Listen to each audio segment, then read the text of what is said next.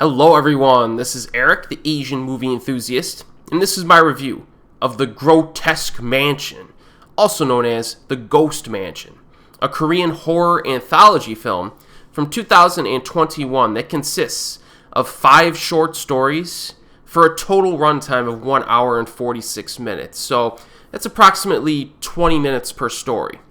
There's also a wraparound story that is explored between and even during some of the individual short films. The word mansion that's used in the title may be a little bit confusing for American audiences because in America we would probably have named this film The Grotesque Apartments. In other countries and cultures, though, the word mansion can be used to describe an apartment complex, and that's how they use it here. So just wanted to clear that up so that my viewers do not expect a large house in this movie. It is an apartment complex. The movie begins with the following monologue. Quote, "Some called it a curse. Some said they were lies. Some said it was all true. The stories I heard, I don't know if they're true or not, but one thing is true. I should never have come here to Gwang-lim Mansion," unquote. So after a pretty stylish and colorful title sequence, we get right into the thick of things. Our main protagonist is a webtoon artist. He kind of had a lackluster debut, and he's in desperate need for inspiration. So he visits a mostly empty apartment complex and meets with the caretaker, who tells a handful of spooky stories that are linked to the building. So the first story is about a writer who rented an apartment so he can concentrate on his work, but hears the voices of children from the nearby rooms. And the character here is under quite a bit of stress. His wife calls him, yells at him on the phone about going away to write his book.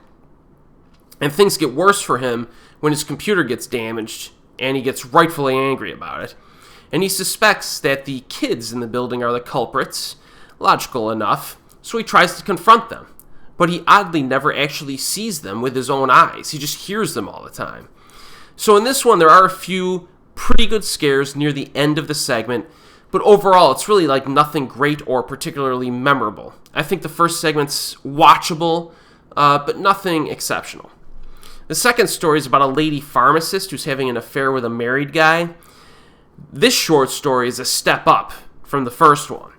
So despite the fact that the main characters are engaging in a immoral affair, the scares are sufficiently creepy in this one and get more intense as the short film progresses. The end of the story is kind of freaky, kind of creeped me out, definitely. There's an element that they introduce near the end, or a phenomena, I guess you could say. A little bit confusing at first, but that phenomena is explained a little bit later on in a different story within this anthology. So this second story is a legitimately good one, I think.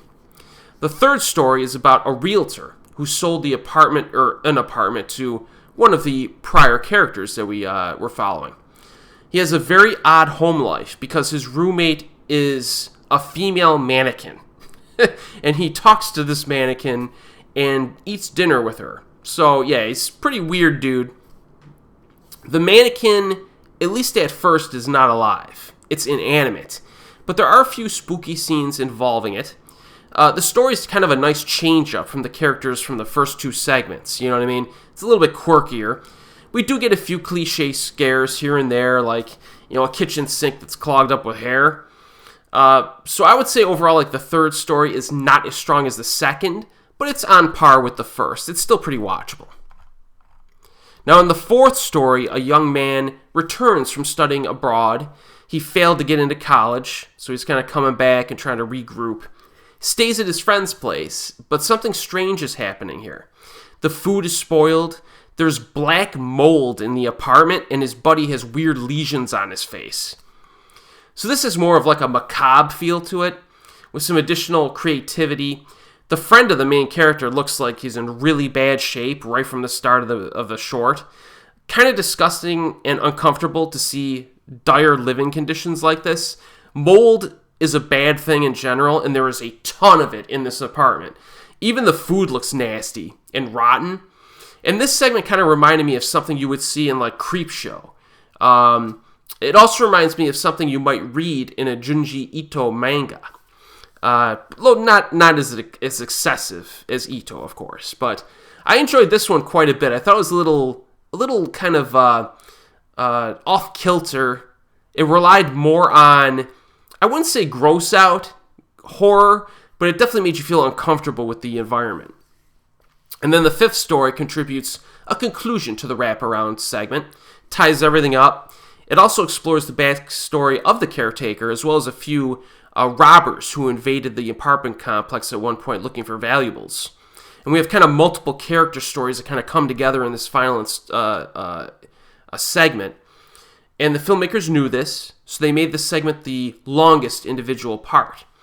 And it's arguably the strongest short story of, this anthology. It provides a satisfying conclusion and even explains some of the supernatural stuff that we saw before in the film. So overall, I say Grotesque Mansion has 2 watchable segments and 3 legitimately good segments in it.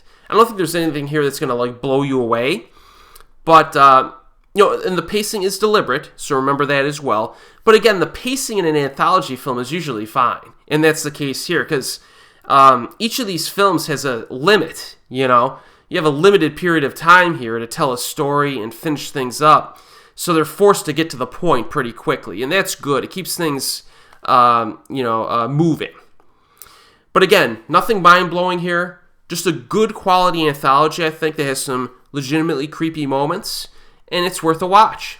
This is definitely up your alley if you've seen other Asian horror anthologies from either South Korea or Japan, or even Hong Kong. Currently available on Region 3 DVD with English subtitles. You could get that on Yes Asia. And as always, I will see you next time.